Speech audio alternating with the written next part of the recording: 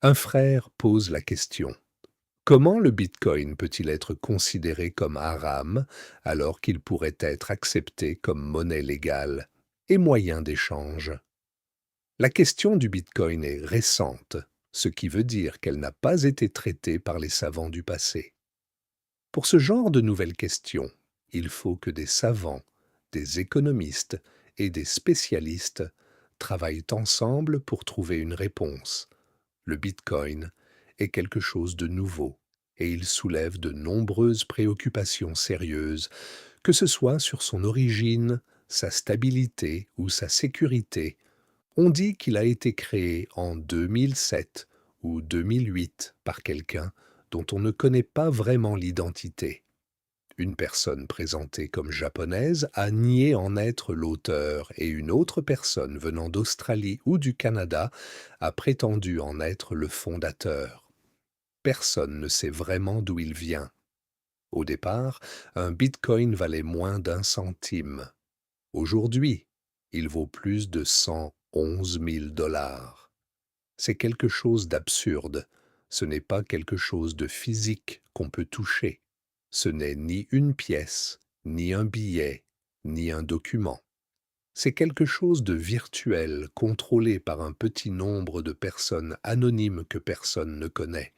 Si quelque chose va mal, il n'y a personne à qui se plaindre.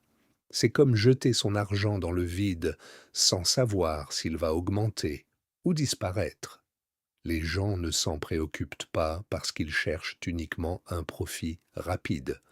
Cela ressemble aux systèmes pyramidaux qu'on a vus dans le passé, où on vend un produit qui vaut 1 euro pour 200 euros, et on vous demande ensuite de le revendre à d'autres pour toucher une commission. C'est tout simplement de l'arnaque. Le Bitcoin, c'est la même chose. Il existe aussi beaucoup d'autres monnaies virtuelles comme l'Ethereum et d'autres. Leur valeur fluctue de façon extrême et irrationnelle. Est-ce une monnaie ou une marchandise? C'est encore une question ouverte. Ce n'est pas une vraie monnaie parce qu'elle n'est soutenue ni par le peuple, ni par un gouvernement, ni par une banque centrale.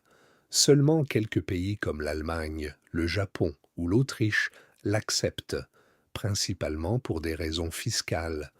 De plus, son prix peut monter très haut, puis s'effondrer complètement. C'est comme une bulle qui va éclater un jour. Il n'y aura jamais plus de 21 millions de bitcoins en circulation. Que va-t-il se passer quand ce nombre sera atteint? Un autre problème grave, c'est l'anonymat. Les transactions ne peuvent pas être tracées, ce qui ouvre la porte au blanchiment d'argent, au trafic de drogue et à l'argent haram. C'est d'ailleurs pourquoi les hackers exigent toujours d'être payés en bitcoin lors de cyberattaques. Une simple attaque informatique peut faire s'effondrer toute cette soi-disant monnaie. En islam, si quelqu'un veut échanger des dollars contre des euros, c'est permis, mais à une condition. L'échange doit être immédiat et physique. On ne peut pas dire «je te donnerai l'argent dans une demi-heure» car c'est haram. Avec les monnaies virtuelles, il n'y a rien de physique et l'échange n'est pas simultané. C'est pour toutes ces raisons que le Bitcoin est, selon mon avis, haram. Les musulmans ne devraient pas s'impliquer dans ces transactions douteuses uniquement pour gagner de l'argent rapidement. Ce n'est pas une démarche islamique. L'une des raisons pour lesquelles de nombreuses transactions sont interdites en islam, c'est justement l'ambiguïté et la possibilité de tromperie dans le résultat final. Et Allah est le plus savant.